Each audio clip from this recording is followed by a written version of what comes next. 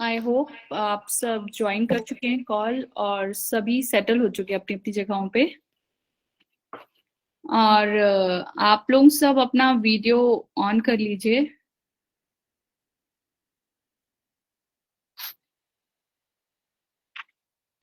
सो all right, आज का हमारा सेशन है एचआर पे, ह्यूमन रिसोर्स एंड मैनेजमेंट पे। एंड मैं आपको इसमें डिटेल में पढ़ाऊंगी, डिटेल में समझाऊंगी ये डिपार्टमेंट होता क्या है, इसमें हम क्या करते हैं, ये कितना यूजफुल है, इसमें क्या क्या चीजें इंक्लूड होती हैं, इसके फंक्शंस क्या हैं, इसमें रोल रिस्पॉन्सिबिलिटी किस तरह की रहती है और इसका फ्यूचर स्कोप क्या है, इसमें किस तरह की जॉब आपको मिल सकती है और आप कितनी ग्रोथ पा सकते हैं, ये सारी डिटेल्स मैं आपको इसमें शेयर करूंगी आज। सबसे पहले तो हम ये जानेंगे कि ह्यूमन रिसोर्स होता क्या है। ह्यूमन रिसोर्स जो डिपार्टमेंट है वो एक टीम होती है, एक कंपनी का, ये मान लीजिए एक सेंट्रलाइज पार्ट होता है जो कि सारी चीजें, चाहे एक बिजनेस हो या कोई मैन्युफैक्चरिंग यूनिट हो या फिर कोई स्टार्टअप हो, अमेजोन, मिंत्रा, सभी में हमें एचआर की जरूरत पड़ती है, एचआर डिपार्टमेंट की जरूरत पड़ती है, एचआर के लोगों की जरूरत पड़ती है। सेंट्रलाइज यूनिट कहने से मतलब मेरा ये है कि जो कंपनी की प्रोसेस को इनलाइन करते हैं, जैसे कि हायरिंग करना, रिक्रूटमेंट करना, लोगों को कंपनी में रिक्रूट करके लाना, उनको ट्रेनिंग प्रोवाइड करना, उनको ऑनबोर्ड करना, उनको लाइक उनकी जब डिटेल्स शेयर करना उनसे सारी कंपनी की, और इस तरह की सारी रिस्पॉन्सिबिलिटीज एचआर की रहती है।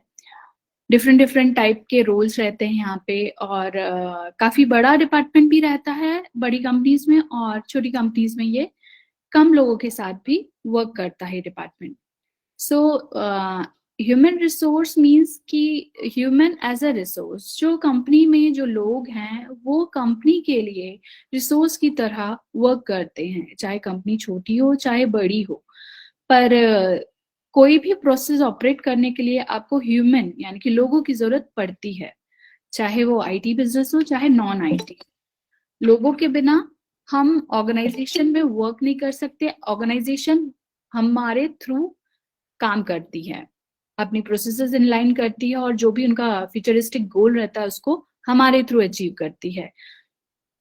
ये हुआ ह्यूमन रिसोर्स। आई होप आपको अंडरस्टैंड हुआ होगा कि ह्यूमन रिसोर्स से मैं क्या बताना चाह रही हूँ आपको, कि ये क्या है और ये किस तरह से वर्क करता है।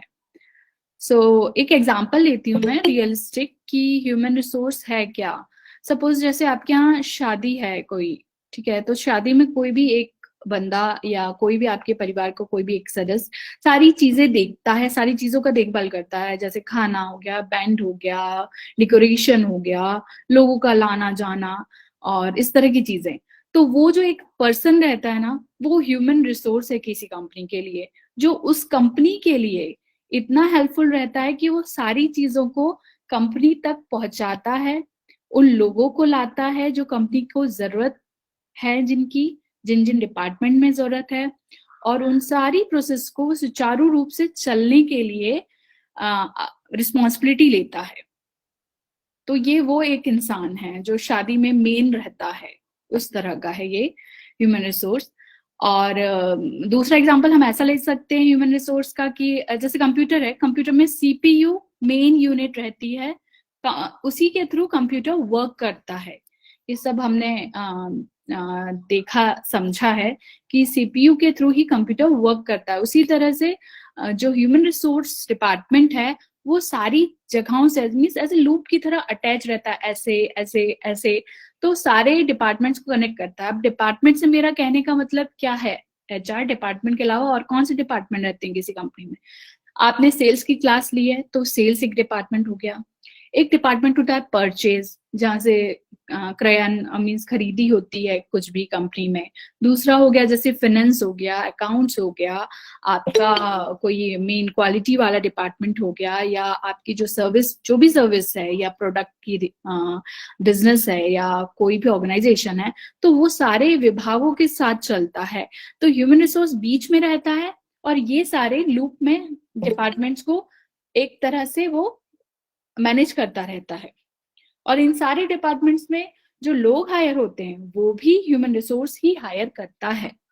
ये एक टीम होती है इस डिपार्टमेंट में, एक कोई बंदा नहीं रहता जो एचआर है। एचआर में अलग अलग वो होते हैं विभाजन। अगर आप एचआर का रोल करते हो तो स्टार्टिंग रोल से लेकर के हायर हायरार्की तक, हायर हायरार्की कहने का मतलब है कि डायरेक्टर पोजीशन भी मिलती है एक एचआर को। तो इस तरह का ये एचआर विभाग होता है किसी भी कंपनी का। दूसरी बात मैं आपको ये बताना चाहूंगी कि मैंने ये जो टॉपिक है एचआर का इसलिए चूज किया क्योंकि मैं तो फार्मा बैकग्राउंड की थी। बट जब मैंने फ्रिगस ज्वाइन किया, फ्रिगस टेक्नोलॉजी को ज्वाइन किया, तो सबसे पहले मैंने हायरिंग रिक्रूटमेंट का काम देखा। ये मैंने खुद से देखा। और जब मैं इस काम में गई तो मेरे को तो एक्सपीरियंस नहीं था, ना ही मैंने एचआर एमबीए या ऐसी कोई पढ़ाई कर रखी थी। बट मुझे इंटरेस्ट आया तो मैं खुद से पढ़ती थी इस बारे में, ऑनलाइन पढ़ती थी, ऑनलाइन वीडियोस देखती थी और समझती थी कि मुझे कैसे काम करना है। अब मुझे तो रिस्पॉन्सिबिलिटी मिल गई है, मैं कैसे काम करूंगी।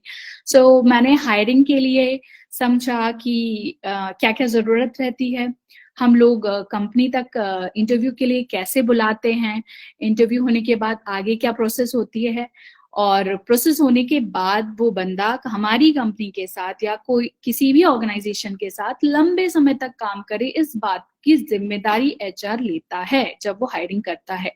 तो ये सारी चीजें मैंने खुद समझी, खुद पढ़ी, खुद जानी। मैंने लेबर लॉ भी देखा कि लेबर लॉ क्या होता है, उसका क्या महत्व होता है कंपनी के लिए।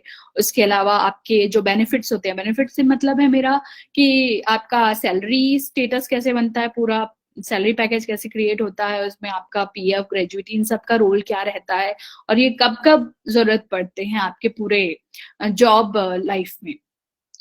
तो वहां से मेरा इंटरेस्ट जागा कि एचआर तो मैंने बेसिक से खुद कर रखा है, तो ये लेक्चर मैं खुद आपको डिलीवर करूंगी। तो इस तरह से मैंने ये चूज किया कि मैं एचआर, और as a HR till as a director of the company मैंने ये जर्नी तय की है। So it was very interesting. तो मुझे लग रहा है कि जितना इंटरेस्ट मुझे आया है, I hope I can create that much interest, उतना इंटरेस्ट मैं आप लोगों में क्रिएट कर पाऊंगी इस टॉपिक को लेकर के। और इसके अलावा मैं आपको साथ में एचआर के अलावा कुछ जनरल मोटिवेशनल लेक्चर्स भी दूंगी, related to your growth, related to your personality and related to your lifestyle, जो कि बहुत इंपॉर्टेंट रहेगा आगे बढ़ने के लिए, ओवरऑल ग्रोथ के लिए, ना कि सिर्फ एक पर्टिकुलर जॉब रोल के लिए कि मुझे ये जॉब करनी है तो उसके लिए, बट आपकी लाइफस्टाइल में वो क्वालिटी ही ऐड करेगा। I hope so.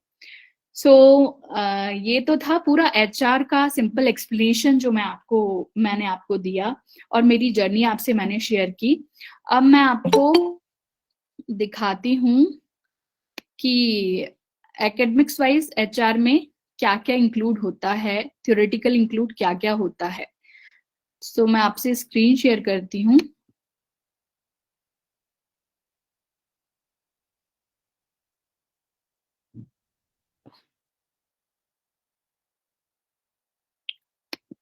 1 सेकेंड, मैं आपको अपनी स्क्रीन शेयर कर रही हूँ।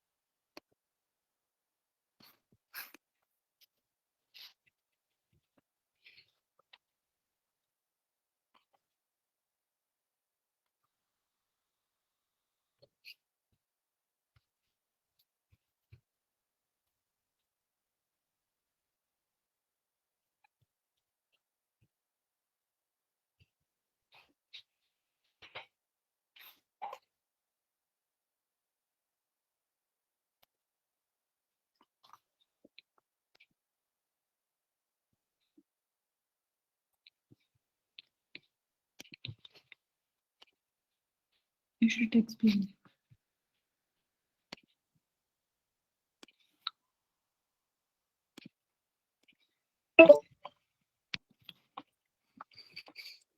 Okay, all right. There is some technical problem, तो मैं ट्राई करती हूँ स्क्रीन शेयर करना। मीनवाइल मैं कंटिन्यू करती हूँ अपने टॉपिक के साथ, एचआर के टॉपिक के साथ। सो आपने अभी तक समझा कि मैं इन्वॉल्व कैसे हुई और एचआर बेसिकली डिपार्टमेंट क्या होता है। सो एचआर एक ऐसी एंटिटी रहती है जो कि ओवरऑल कंपनी के सभी ऑपरेशन में इन्वॉल्व रहती है, सारे डिपार्टमेंट से कनेक्टेड रहती है, लोगों से कनेक्टेड रहती है, और मेन इंपॉर्टेंट एसेट कंपनी के लिए लोग रहते हैं जो कि एचआर डिपार्टमेंट लाता है। उनका जिम्मेदारी रहती है कि किसी को इंटरव्यू के लिए सिलेक्ट करना, उसको कंपनी में इंटरव्यू करके लेके आना, फिर उसके बाद उसका ऑनबोर्ड करवाना। ऑनबोर्ड यानी कि ज्वाइनिंग होती है, उसके डॉक्यूमेंट वेरीफाई करना, उनको कंपनी में ज्वाइन करवाना, उसके बाद उनको ट्रेनिंग प्रोवाइड करना, इंडक्शन ट्रेनिंग कहते हैं उसको। इंडक्शन ट्रेनिंग में आपको ऑर्गेनाइजेशन का स्ट्रक्चर क्या है, ये किस तरह की ऑर्गेनाइजेशन है, इसकी डिपार्टमेंट में कितने सारे डिपार्टमेंट्स हैं, क्या रोल रिस्पॉन्सिबिलिटी है किस डिपार्टमेंट की, ओवरऑल हमारी कंपनी करती क्या है या कोई भी बिजनेस करता क्या है, और जो एचआर है उनके विभाग से आपको क्या फैसिलिटी प्रोवाइड होती है, ये सारी डिटेल्स वो आपको बताते हैं। इसके अलावा हायरिंग जैसे एक पार्ट हो गया, सेकंड पार्ट हो गया उसमें ट्रेनिंग, थर्ड पार्ट फायरिंग भी है जो कि बहुत इंपॉर्टेंट है एचआर का पार्ट।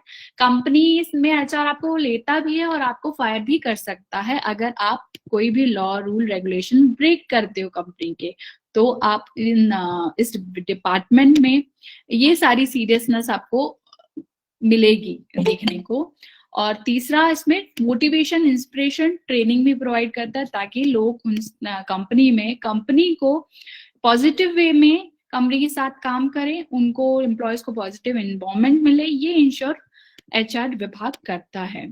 और भी बहुत सारे डॉक्यूमेंटेशन प्रोसेस रहते हैं, डिपेंड करता है कंपनी का साइज क्या है। अगर कोई स्टार्टअप कंपनी है तो उसमें छोटी टीम रहेगी, छोटी टीम से कहने का मतलब है 3 से 4 लोग रहेंगे, छोटा विभाग रहेगा। अगर कंपनी में कम स्ट्रेंथ है लोगों की, 50 से कम। और अगर यही कंपनी बड़ी है, बड़ी कहने से मतलब है जैसे कि अमेजोन हो गया या फिर रिलायंस एक बड़ी मैन्युफैक्चरिंग यूनिट है, टाटा एक बड़ा ऑर्गेनाइजेशन है, तो यहाँ पे नंबर ऑफ टीम मेंबर्स रहते हैं एचआर विभाग के, और उनके नाम भी अलग अलग रहते हैं। अलग अलग तरीके का आजकल एचआर के नाम आ गए हैं, जैसे सोर्सर कहते हैं, या एचआर मैनेजर के अलावा स्पेशलिस्ट एचआर, रिक्रूटर स्पेशलिस्ट, इस तरह के नाम रहते हैं। और आउटसोर्सिंग में भी रहता है एचआर विभाग। आउटसोर्सिंग से मेरा कहने का मतलब ये है कि एचआर कंसल्टेंसी कंपनियां भी रहती हैं। वो कंसल्टेंसी कंपनियां किसी बड़े विभाग के साथ या बड़े किसी कंपनी के साथ टाई अप करके काम करती है और उनको वो लोग प्रोवाइड करती है।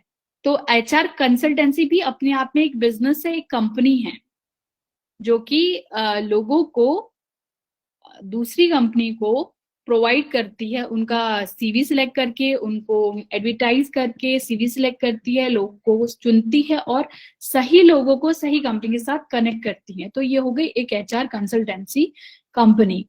ओके, सो नेक्स्ट मेरा रहेगा इसमें कि एचआर के फंक्शन क्या क्या रहते हैं। इंपॉर्टेंट रहता है एचआर के फंक्शंस क्या क्या रहते हैं। सो एचआर के फंक्शंस हैं लोगों का सिलेक्शन करना, लोगों को रिक्रूट करना, उनके साथ एम्प्लॉय रिटेंशन करना। रिटेंशन मीन्स लोग आपकी ऑर्गेनाइजेशन ज्वाइन कर रहे हैं और ज्वाइन करने के बाद जो लोग हैं वो ऑर्गेनाइजेशन से कितने अच्छी तरह से अटैच और कितने खुश हैं। ये एम्प्लॉय रिलेशनशिप मैनेजमेंट में आता है कि जो भी व्यक्ति एज ए एम्प्लॉय कनेक्टेड है कंपनी के लिए, उससे कंपनी जो भी यानी कि रिलेशन का मतलब यहाँ पे इस तरह का है कि गुडविल, गुड जेस्चर में आप किस तरह से कनेक्टेड रहते हो अपने सभी एम्प्लॉय से, वो एम्प्लॉय रिलेशन कहलाता है। और उसमें भी अलग अलग एक्टिविटीज कंपनी करवाती है अपने लोगों के लिए, वो एम्प्लॉय रिलेशन हो गया। उसमें ट्रेनिंग भी कवर होती है और स्किल डेवलपमेंट प्रोग्राम्स भी रहते हैं। तीसरी बात आती है यहाँ पे कंपनसेशन एंड बेनिफिट। कंपनसेशन से मतलब है आपका जो सैलरी स्ट्रक्चर बनता है, आप जो गवर्नमेंट से जो ग्रेजुएटी पार्ट या पीएफ पार्ट कहते हैं, वो सारी चीजें कंपनसेशन एंड बेनिफिट्स में कवर करता है एक एचआर। और ये भी एक सेपरेट स्पेशलाइजेशन रहता है एज अ एचआर। ये एक विभाग रहता है और इस विभाग में एक टीम अलग से काम करती है, डिपेंड करता है ऑर्गेनाइजेशन साइज क्या है। तीसरा इसमें आएगा एम्प्लॉय रिटेंशन के बाद कंपनसेशन हो गया, एंड आपका ये लेबर लॉ एंड दिस जो कि यूनियन रहती है कंपनीज में, तो यूनियन के साथ एक रिलेशनशिप मैनेज करने वाला विभाग रहता है एचआर में ही, जो क्योंकि ये सबसे ज्यादा जरूरी रहता है कंपनीज में भी, और उससे ज्यादा जरूरी रहता है जहाँ पे मैन्युफैक्चरिंग यूनिट रहती है, जहाँ पे आप मैन्युफैक्चरिंग प्लेस में जाकर के काम करते हो, डिफरेंट डिफरेंट डिपार्टमेंट में वहां पे मैन्युफैक्चरिंग के काम करते हो, और वहां पे डेली वेजेस के अकॉर्डिंग आप वर्क करते हो, यानी कि छोटे स्केल में जो लोग वर्क करते हैं उनके लिए। ओके, ऑलराइट, सो फाइन, मैं आपको स्क्रीन शेयर, ओके कोई नहीं, फाइन, नहीं it's not connecting. Okay, so next topic रहेगा हमारा एचआर में। ये तो ओवरव्यू हो गया ओवरऑल एचआर का। अब मैं आपको एक्सप्लेन कर रही हूँ एचआर। मैम आप करके देखिए screen share. Yeah, I tried Mohan, but it is not connecting. It's okay. I'll share my this iPad. So I think they can see it very well. So I hope you can see this. आपको दिख रहा है क्या? Raise कीजिए hand, आप लोग को दिख रहा है ना मैं जो स्क्रीन दिखा रही हूँ आपको?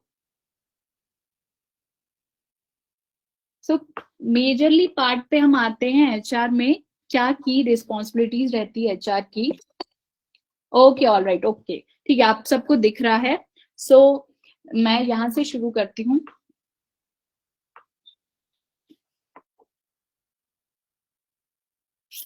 ओके, सो पहला पॉइंट है की रिस्पॉन्सिबिलिटी ऑफ एचआर। की रिस्पॉन्सिबिलिटी ऑफ एचआर, तो यहाँ पे आप सबसे पहला पॉइंट देखेंगे रिक्रूटमेंट, जो कि आप सभी जानते हैं। Recruitment means hiring, hiring means sourcing, ये सारे वर्ड एक ही हैं।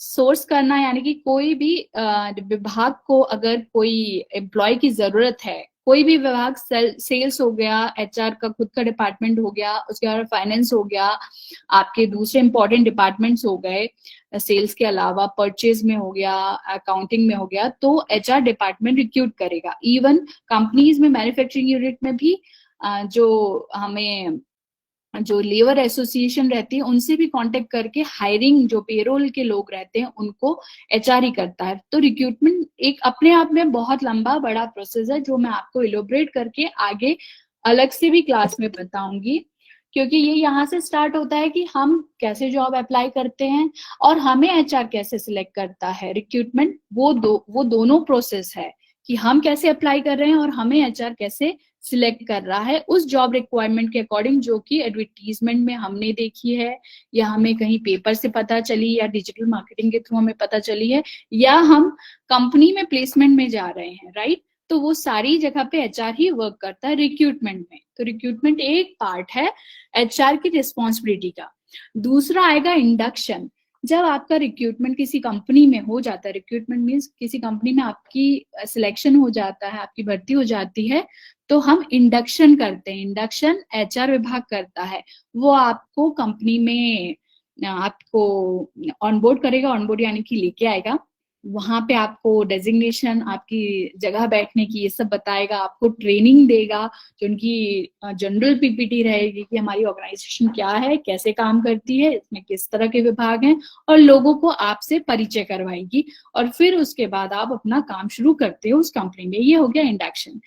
तीसरा पार्ट इसमें आता है ट्रेनिंग का। ट्रेनिंग ऐसा नहीं है कि हायरिंग हुआ तो पहले दिन दूसरे दिन जो ट्रेनिंग हो गई, वो इंडक्शन अलग होता है। ट्रेनिंग आपको 3 महीने में, 6 महीने में, या फिर आपके जॉब रिस्पॉन्सिबिलिटी के अकॉर्डिंग समय समय पे कंपनी करवाती हैं, और इन ट्रेनिंग्स में आपको साक्षात्कार भी देना पड़ता है, यानी कि आप ट्रेनिंग अटेंड करोगे और उसके बाद आप उस सेशन के बाद क्वेश्चन आंसर फिल करके सबमिट करोगे।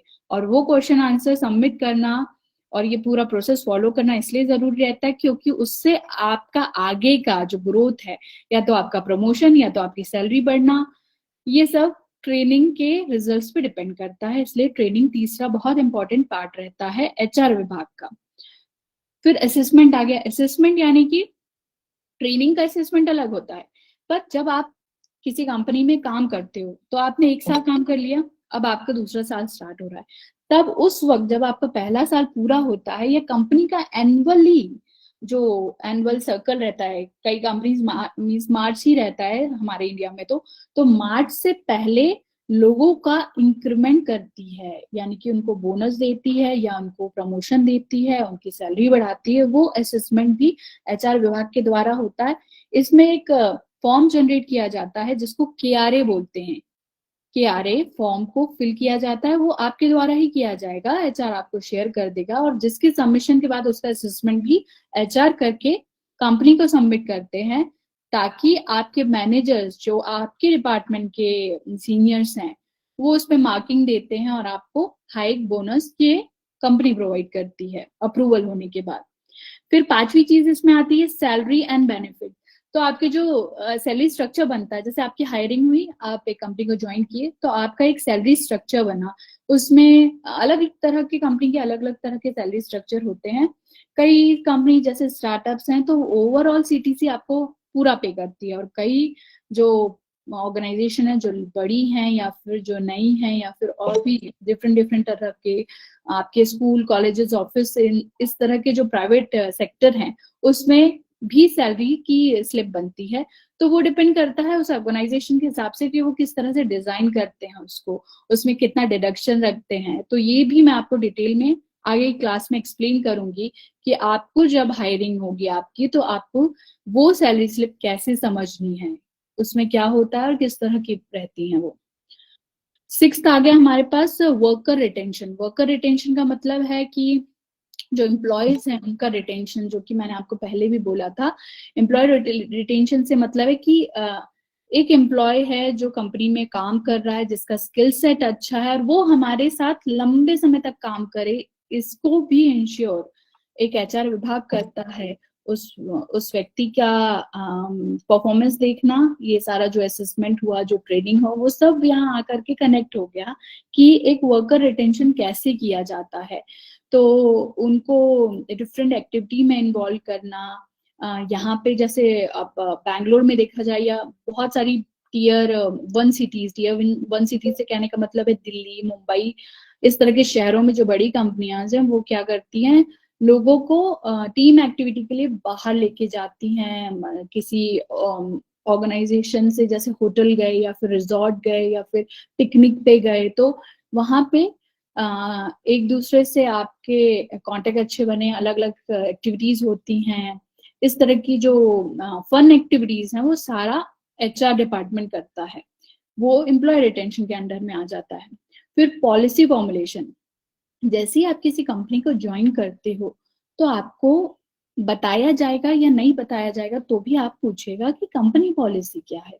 कंपनी पॉलिसी का एक पीडीएफ रहता है या फिर हार्ड कॉपी रहती है, कई लोग प्रिंट आउट बना के एक बुक बनाते हैं कि हमारी कंपनी पॉलिसी ये है, जिसके अंदर कंपनी के रूल रेगुलेशंस आते हैं और लेबर लॉ के अकॉर्डिंग सारी कंपनियां वर्क करती हैं उस एक पूरे जो डिटेल गाइडलाइन है उसके अकॉर्डिंग। तो हर कंपनी की रिक्वायरमेंट अलग अलग रहती है जिसको वो वहां मेंशन करता है। स्पेशली जब आपको जॉब ऑफर मिलता है तब भी आपको एक लेटर साथ में अटैच मिलता है जिसमें 3-4 बनने रहते हैं, जिसको तो आप कभी भी जॉब ऑफर आपको मिले तो जरूर पढ़े उसको साइन करके सबमिट करने से पहले। तो वो पूरी डिटेल होती है एक रूल रेगुलेशन की, जो एक एचआर फॉर्म करता है as per the government laws for the company and for the recruitment of a person. ठीक है। एंड 8th पॉइंट आता है कॉन्फ्लिक्ट रेजोल्यूशन। कॉन्फ्लिक्ट रेजोल्यूशन से मतलब है कि किसी तरह की कुछ दिक्कत हुई काम करते टाइम, या फिर आपकी कोई सपोज एक एम्प्लॉय से दूसरे एम्प्लॉय में भी कोई झड़प हुई ना, तो वो सारी बातें भी लेके आप एचआर के पास जाते हो, वहां उनको बोलते हो, तो वो दो लोगों को बैठा के उन दो लोगों के बीच में ऐसे बोल सकते हैं मामला सुलझाने का काम भी एक एचआर ही करता है। कि जो भी आपके ग्रीवियंस है, ग्रीवियंस मीन्स जो कि आपकी शिकायतें हैं, उनका सोल्यूशन भी एक एचआर ही निकालता है। आपकी तनख्वाह से रिलेटेड, आपके जो अदर एम्प्लॉय टीम मेंबर से रिलेटेड कोई भी चीज, या फिर आपकी कोई जरूरत की चीज कि आपको लगता है कि नहीं यार मुझे तो नया कंप्यूटर चाहिए और ये प्रॉब्लम है, तो आप ये ग्रीवियंस ले करके एचआर के पास जाओगे, एचआर वहां से कंप्लेन रेज करेगा और आपको रिजोल्यूशन मिलेगा उसका आपकी कंपनी के द्वारा। तो ये सारी की रिस्पॉन्सिबिलिटी या की फंक्शंस हो गए एचआर के, जिसमें पहला था रिक्रूटमेंट, दूसरा था आपका इंडक्शन ट्रेनिंग, तीसरा था आपका ट्रेनिंग, चौथा आपका असेसमेंट था। असेसमेंट के बाद हमने पढ़ा सैलरी एंड बेनिफिट्स, और उसके बाद आया वर्कर रिटेंशन। वर्कर रिटेंशन के बाद policy formulations, policy rule regulation and then conflict resolution. ये एक जनरल गाइडलाइन है कि एचआर में क्या क्या रोल रिस्पॉन्सिबिलिटी आती है। रिस्पॉन्सिबिलिटीज ये सारी मिलके बनती हैं, चाहे वो सिंगल एचआर हो ये सारी चीजें करे, चाहे टीम ऑफ एचआर हो, ये सारा उनके डिपार्टमेंट के अंतर्गत आता है। तो आपको बेसिक क्लियरिटी तो मुझे लगता है अभी क्लियर हो गया है कि एक्चुअली में एचआर क्या होता है और उसमें क्या क्या रिस्पॉन्सिबिलिटीज आती है जो कि उसे निभानी रहती है किसी कंपनी के लिए। अब मैं आपको बताती हूँ कि एज अ एचआर, जनरल बात करते हैं हम कि एज अ एचआर अगर आप अपना करियर चूज करते हो तो आपकी ग्रोथ कैसी है। तो जैसे आपने अगर मेरे जैसा स्टार्ट किया, किसी नई कंपनी के थ्रू स्टार्ट किया, तो आपको ज्यादा सीखने को मिलेगा। ये सारे चीजें आप अकेले भी हैंडल करोगे, पर वो आपको खुद सीखना रहेगा, आपके साथ कुछ सीनियर्स रहेंगे जो आपको बताएंगे, गाइड करेंगे। तो आप एज अ एग्जीक्यूटिव से लेकर के ये ऐसा पैरामीटर मीन्स नीचे से ऊपर की तरफ आप अपनी ग्रोथ देख सकते हो। एचआर एग्जीक्यूटिव, एचआर मैनेजर बनते हैं ना, एचआर के बाद आप वीपी एचआर भी बनते हो, हेड एचआर भी बनते हो। वीपी एचआर तो सबसे बड़ी पोजीशन रहती है एचआर विभाग में। और अगर आप किसी एचआर कंसल्टेंसी में जाते हो जो कि रिक्रूटमेंट का ही काम करती है, तो वहां पे आपकी रोल रिस्पॉन्सिबिलिटी वाइड रहती है रिक्रूटमेंट के लेकर के, क्योंकि एचआर कंसल्टेंसी अपने आप में हायरिंग का बिजनेस है। लोगों को दूसरी कंपनी में ह्यूमन रिसोर्स प्रोवाइड करने का काम एचआर कंसल्टेंसी करती है। फिर तीसरी बड़ी बात आ गई कि अमेजोन जैसी अगर कंपनी है, कोई बड़ी ऑर्गेनाइजेशन है, अमेजोन हो गया, फेसबुक हो गया, या फिर आप माइक्रोसॉफ्ट की बात करो, इस तरह की जो बड़े नाम है उसमें तो ये विभाग लाइक बहुत ही बड़ा रहता है। इसमें आप मीन्स 50 तक लोग भी देख सकते हैं एक विभाग में, क्योंकि उसमें क्या होता है कि हर डिपार्टमेंट अलग बंदा यूज अलग ही उसमें विभाजन हो जाते हैं। जैसे रिक्रूटर है तो रिक्रूटर 10-12 रहेंगे अलग अलग लेवल के। फिर उसके बाद आपके सोर्सर रहेंगे जो कि बाहर से दूसरी चीजें प्रोवाइड करेंगे, दूसरे लोगों से कनेक्ट करेंगे, दूसरे ऑर्गेनाइजेशन से कनेक्ट करेंगे। फिर इसमें आप में जो ये एम्प्लॉय रिटेंशन रहता है, तो उसके लिए एक एचआर टीम अलग वर्क करती है। फिर यहाँ पे सोर्सेस का नाम, सोर्सेस भी बोला जाता है एचआर को। फिर एचआर स्पेशलिस्ट अलग होता है, जैसे हाईली एक्सपीरियंस रहता है, जैसे इस विभाग में उसे हर तरह की नॉलेज रहती है, वो हो गया। फिर उसके अलावा आपका मैनेजर, फिर senior manager, VP HR, head of HR, इस तरह के डेजिग्नेशन आते हैं। तो ये एक अपने आप में काफी दिलचस्प विभाग है और इसमें काफी कुछ जानने को मिलता है कि हाँ एक कंपनी कैसे वर्क करती है, कंपनी में क्या लॉ रेगुलेशन फॉलो होते हैं, और कंपनी के लोग हमें किस प्रकार के चाहिए, कंपनी को क्या जरूरत है, किस विभाग में कैसी जरूरत है, और लोगों को किस तरह से इंगेज करके और कंपनी के साथ रखा जाता है ताकि वो लंबे समय तक कंपनी में वर्क करें और उस कंपनी के साथ रहें। तो जो लोग पुराने हो जाते हैं उनके लिए भी कंपनी अपने एफर्ट्स पुट करती है, उनका ध्यान रखती है और उनके ग्रोथ का ध्यान रखती है, स्पेशली कि आप कैसे ग्रो कर रहे हो अपने एरिया में स्पेशली। और इसी तरह से डिफरेंट डिफरेंट अपॉर्चुनिटी मिलती रहती है by the time HR department में आपको। और यहाँ पे सेफ्टी भी इंक्लूड होती है। सेफ्टी का मतलब ये है कि जैसे फायर एंड सेफ्टी है, या कोई मेंटेनेंस करना है, हमें कोई मैन्युफैक्चरिंग यूनिट है और चीजों का मेंटेनेंस करना है, आईटी कंपनी है तो भी मेंटेनेंस करना है आईटी रिलेटेड रिसोर्सेज का, एसेट्स का कंपनी में, तो वो भी एचआर डिपार्टमेंट के अंडर ही आता है। तो ये पूरा ओवरऑल एचआर का ओवरव्यू हुआ जो मैंने आपको आज एक्सप्लेन किया। ये जो भी मैंने टर्मिनोलॉजी आपको सब एक्सप्लेन की है वो मैं डिटेल में आपको नेक्स्ट क्लास में एक एक करके एक्सप्लेन करूंगी कि क्या क्या और इसके अंदर चीजें रहती हैं जो इम्पोर्टेंट है, वो सारी, कि हायरिंग कैसे करते हैं, हायरिंग की क्या प्रोसेस है, आप खुद कैसे जॉब अप्लाई करोगे और आपका रिक्रूटमेंट किस प्रकार से होगा, जो कि सबसे इम्पोर्टेंट है अभी आप जैसे सारे फ्रेशर्स को समझना और उसके अंडरस्टैंडिंग लेना कि अगर एज अ एचआर आप चूज करते करिए तो आप कैसे ग्रो करोगे, और ग्रो के अलावा आप इसमें जाओगे कैसे, आप खुद की हायरिंग कैसे करवाओगे, लाइक आप कैसे सिलेक्ट होगे किसी भी जॉब में। तो ये सबसे मेन है। और इसमें स्पेशलाइजेशन भी होता है। आपने देखा है एमबीएचआर सबसे ज्यादा लोग सिलेक्ट करते हैं।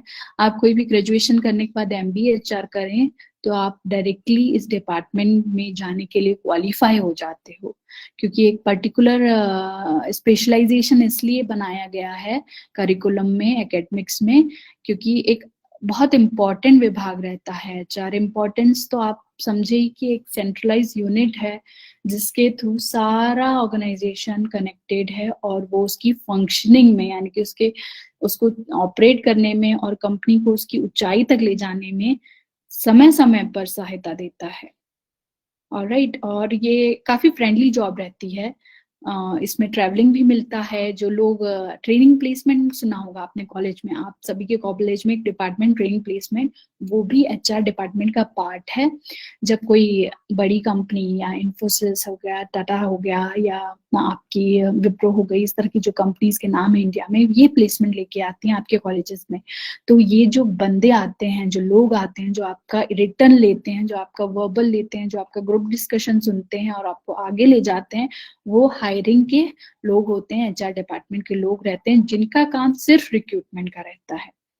वो सिर्फ सोर्स करते हैं, कैंडिडेट सोर्स करना इसको बोलते हैं, स्टूडेंट की सोर्सिंग करते हैं कंपनी के लिए, कि वो बंदा हमारे लिए काबिल है क्या, वो हमारे लिए कैसे काम करेगा, क्या वो हमारी कंपनी के एथिक्स को फॉलो कर पाएगा, ये सारी चीजें वो समझते हैं एज अ पर्सन। इसलिए आपके इतने सारे मैं कहूँगी राउंड्स होते हैं इंटरव्यू के, कि उसमें एक वर्बल हो जाता है, एक रिटन हो जाता है, ग्रुप डिस्कशन भी होता है। आपका रिटन क्वालिफाई करना जरूरी है, जीडी क्वालिफाई करना जरूरी है, आपका वर्बल इंटरव्यू क्या रहेगा, कैसे रहेगा, आप कैसे प्रेजेंट करते हो, वो सारी चीजें इसी में आ जाती हैं और ये बहुत इंपॉर्टेंट रहती हैं।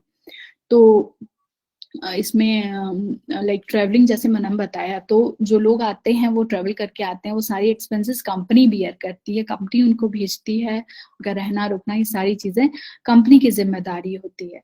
और अगर आप इसमें किसी और विभाग में भी काम कर रहे हो हायरिंग के अलावा भी, तो डिफरेंट कंपनीज में एचआर के और दूसरे तरह के रोल रहते हैं। कि कोई बड़ी कंपनी है, उसकी बहुत सारी छोटी छोटी कंपनी अलग अलग जगह पे है, तो भी एचआर को अगर ट्रेनिंग देने जाना है या ट्रेनिंग देनी है, या कोई नया सीनियर बंदा आया है, वो अगर उन छोटे छोटे ऑर्गेनाइजेशन को आपके जाके देखना चाहता है, तो भी उनके साथ एचआर आएगा, एचआर उनको लेके आएगा, वो समझाएगा, एक्सप्लेन करेगा और उनके साथ चला जाएगा। तो एक ये बेनिफिट रहता है अगर आप एचआर में जाते हो और इस तरह की आईटी कंपनीज में जाते हो या किसी बड़ी ऑर्गेनाइजेशन में जाते हो, या फिर आप स्टार्टअप में भी वर्क करते हो, तो सीखने, देखने, समझने को बहुत कुछ मिलता है जो कि आप लर्न कर सकते हो इस सेशन के थ्रू। तो आई होप आप सारी क्लासेस ईमानदारी से अच्छे से अटेंड करोगे, ताकि आपको एक डीप नॉलेज हो। आज तो मैंने आपको जनरल ओवरव्यू दिया है, वो भी कोशिश की है मैंने कि आपको आपकी तरह मैं समझा सकूं इजिएस्ट वे में, कि जो वो बंदा शादी में सब कुछ मैनेज करता है ना, वो बंदा एचआर होता है। पर ये डेफिनेशन नहीं बोलनी है किसी के सामने, इस तरह का मैंने एग्जाम्पल ही लिया है ना। आप पर याद रख पाओगे इससे कि एचआर विभाग क्या होता है, जो सारी चीजों को, रिसोर्स को, यानी कि एक व्यक्ति दूसरे व्यक्तियों को, कंपनी को काम करने के लिए, उसको अनुशासित रूप से चलाने के लिए जो व्यक्ति रहता है वो एचआर होता है। ऑलराइट, सो मुझे लगता है कि आपके कुछ क्वेश्चंस मैं ले सकती हूँ, तो आप लोग मुझे कमेंट सेक्शन में शेयर कीजिए। आपके जो क्वेश्चंस हैं जनरल मैं अभी आपको आंसर करूंगी और कुछ आपको डिटेल में आगे मिलेंगे।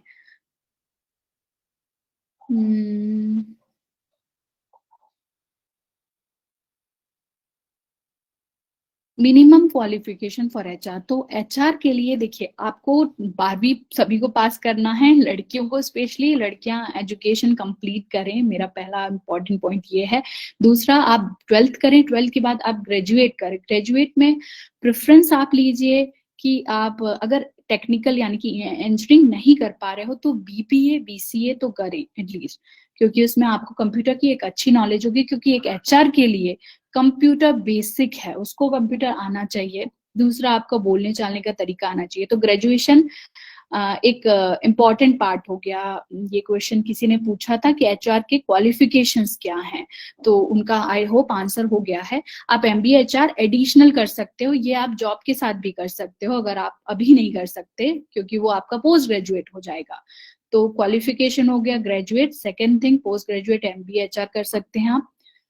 Okay, good explanation, thank you ma'am. HR की डेफिनेशन मैंने आई होप एक्सप्लेन की है, पर नेक्स्ट स्लाइड में जब मैं नेक्स्ट क्लास लूंगी तो आपको जो रिटन डिटेल चाहिए, आपको टेक्निकल डेफिनेशन चाहिए एचआर की, वो उसमें आपको मिल जाएगी। बट आई डोंट थिंक कि आपको एचआर की डेफिनेशन की ज्यादा जरूरत है, आपको समझने की ज्यादा जरूरत है कि एचआर विभाग क्या होता है और उसमें आपके लिए क्या ग्रोथ प्रोस्पेक्ट है, और आप इसमें अगर आते हैं तो आप कैसे काम करेंगे। इन सेशन से आपको ये समझना ज्यादा जरूरी है, क्योंकि ये थ्योरेटिकल पार्ट नहीं है, आपके उसमें एग्जाम में तो नहीं आएगा। पूनम ने पूछा है डीसीए करना चाहिए या टैली। सो देखिए, डीसीए में आपको जनरल कंप्यूटर नॉलेज मिलेगा, जिसमें आप कंप्यूटर का वर्ड, एक्सेल, पावर पॉइंट, ये बेसिक हर कोई सीखे। वर्ड सीखे, पावर पॉइंट चलाना सीखें, एक्सेल सीखें। एक्सेल में आ जाते हैं बहुत सारे फॉर्मूलेज और बहुत सारी चीजें। स्लाइड प्रेजेंटेशन एक चौथा पार्ट रहता है हमारे यहाँ। तो ये सारी चीजें आप बेसिक बेसिक सब कुछ सीखें, चाहे एचआर विभाग हो, चाहे अकाउंट हो, चाहे फाइनेंस हो, चाहे सेल्स हो, चाहे डिजिटल मार्केटिंग हो, आपको माइक्रोसॉफ्ट वर्ड आना चाहिए। और आप ये सारी चीजें जब आपके सामने कंप्यूटर मिले, जहां पे भी आपको चांस मिले, आप माइक्रोसॉफ्ट पावर पॉइंट खोलिए, उस पे बना के खुद कुछ भी बनाइए, जो भी आपका एकेडमिक्स है आप सीखिए, पर वर्ड सीखिए, पावर पॉइंट सीखिए, एक्सेल सीखिए। ओके, सो आई होप ये आंसर्ड हो गया है। MBA HR not compulsory for HR role. या Monica, MBA HR is not compulsory for HR role. Depend करता है आप किस ऑर्गेनाइजेशन में अप्लाई कर रहे हो। अगर आपके ऑर्गेनाइजेशन, आप डिफरेंट डिफरेंट जॉब एप्लीकेशन देखेंगे जहां पे आप अप्लाई करना चाहते हैं एडवर्टीजमेंट के थ्रू, अगर उसमें MBA HR लिखा है, कंपलसरी है, तो ही MBA HR आपको कंपलसरी मांगा जाएगा किसी कंपनी में जाने में, HR डिपार्टमेंट अप्लाई करने में। अदरवाइज आपको MBA HR तो वहां कंपलसरी नहीं होता है कि HR में जाना है तो MBA HR करना है, बट ये एक प्लस ही रहता है जो आपको कर लेना चाहिए जब भी आप कर सके, चाहे नौकरी के साथ ही करें, पर कर सकते हैं।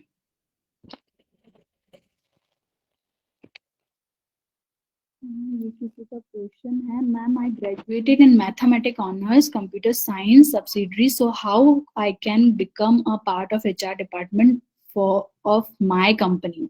सो अगर आप HR डिपार्टमेंट में जाना चाहते हैं और आपने सपोज ग्रेजुएशन कर लिया है, तो आप ट्राई कर सकते हैं, कुछ जगह अप्लाई करके देखिए, और जो बेसिक जो मैं आपको सिखा रही हूँ कि HR विभाग होता क्या है, तो एटलीस्ट आप अपने आप को प्रिपेयर कीजिए कि आप इंटरव्यू कैसे फेस करेंगे। इंटरव्यू आप फेस करते हैं, जॉब अप्लाई करते हैं, आपके इंटरव्यू क्वालिफाई होते हैं, तो बहुत अच्छी बात है। आप HR विभाग में इस तरह से काम कर सकते हैं, पर आपको आना चाहिए कि HR विभाग होता क्या, आपको ये पता होना चाहिए। आप कहीं साक्षात्कार करने जाओगे तो आपको क्या क्वेश्चन पूछे जाएंगे बेसिक, वो मैं आपको सेशन में आगे बताऊंगी कि किसी जगह इंटरव्यू होता है एज HR तो आपको क्या पूछा जाएगा, पर उसके लिए आपको पूरा सेशन, पूरी क्लासेस अटेंड करनी पड़ेगी, क्योंकि मैं लास्ट में आपको बताऊंगी कि साक्षात्कार कैसे देना है आपको HR डिपार्टमेंट के लिए। So next question, what are the first most thing HR look in while hiring fresher apart from qualification? So जय देशमुख ने पूछा ये क्वेश्चन। तो सबसे पहली चीज जो HR में देखी जाती है वो ये रहता है कि कोई भी इंटरव्यू में ना सबसे पहले आपका कॉन्फिडेंस देखा जाता है। दूसरा, कॉन्फिडेंस और ये सारी डिटेल्स आप पर्सनालिटी डेवलपमेंट में लर्न करोगे। कुछ सेशन मैं भी लूंगी पर्सनालिटी डेवलपमेंट पे, तो आपको ये चीज तो सिखा दी जाएगी इन सेशन के थ्रू कि आपको इंटरव्यू कैसे फेस करना है, आपको खुद को रिप्रेजेंट कैसे करना है, आपको बोलना क्या है, आपके कैसे क्वेश्चन किए जाएंगे आपसे, जिनका आंसर आप किस तरह से कर सकते हो। तो एज अ फ्रेशर आप एंट्री लेवल जॉब में, entry level I think associate रहता है, HR एसोसिएट एंट्री लेवल रहता है। कहीं कहीं इंटर्न्स भी हायर किए जाते हैं HR कंसल्टेंसी में, जो कि HR बिजनेस वाली कंपनियां रहती हैं जो हायरिंग का ही काम करती है। उन कंपनीज में तो मुझे लगता है HR की हायरिंग एज अ फ्रेशर की जाती है। तो एक ग्रेजुएट एक मुझे लगता है मिनिमम क्वालिफिकेशन है HR के लिए। खुशबू ने पूछा है मैम HR डिपार्टमेंट के लिए PGDCA कर सकते हैं क्या? अगर आप PGDCA करते हो तो अच्छा है, आपका कंप्यूटर स्पेशलाइजेशन होगा, पर मुझे लगता है PGDCA में आप उस कोर्स को इतना सीरियसली करें कि आपको कंप्यूटर रिलेटेड सारी डिटेल नॉलेज हो। क्यों? क्योंकि ना HR डिपार्टमेंट में डेस्कटॉप का भी बहुत वर्क होता है, तो कंपनी को आप रिसोर्सफुल लगोगे अगर आप PGDCA करते हो तो। पर उसमें आपको कंप्यूटर बहुत, लैपटॉप बहुत अच्छे से ऑपरेट करना है। आप प्रेजेंटेशन बना लो, आप उसको अच्छे से डिजाइन कर लो, आप थोड़ा बहुत डिजिटल मार्केटिंग में भी एक्सपर्टाइज अपना प्रेजेंट करोगे ना, तो वो सारा एडिशनल रहेगा अगर आप कहीं भी एज अ HR अप्लाई करते हो तो। आई थिंक रिज्यूमे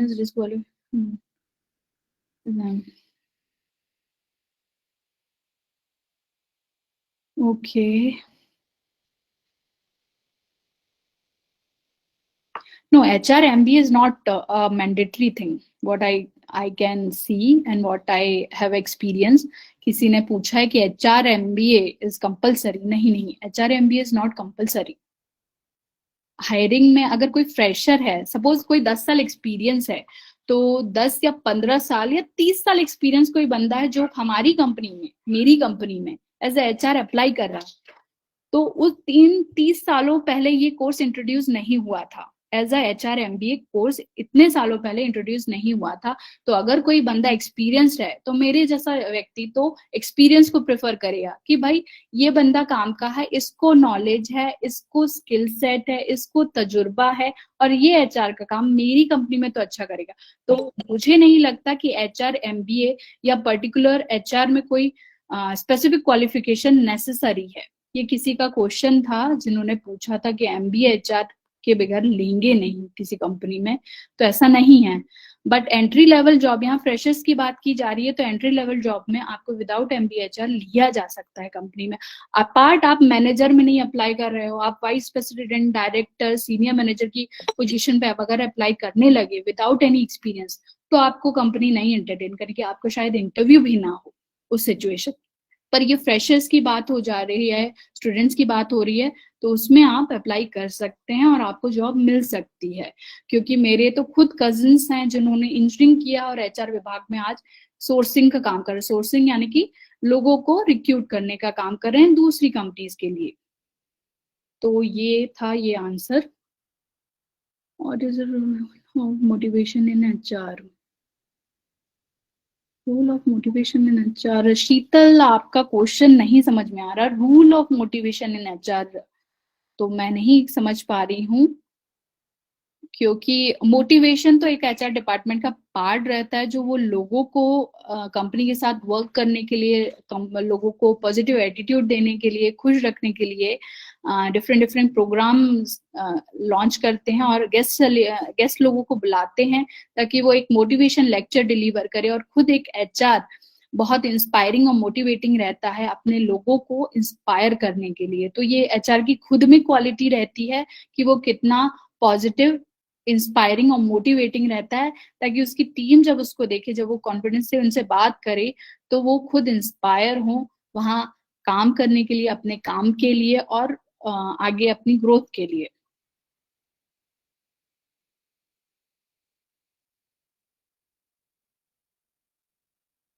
खुशबू ने पूछा है what is E responsibilities, please explain here ma'am.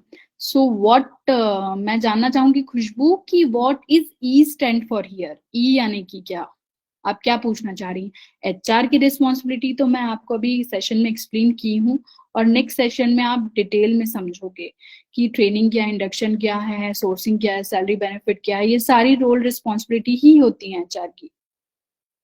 I hope I answered खुशबू। और नेक्स्ट क्वेश्चन,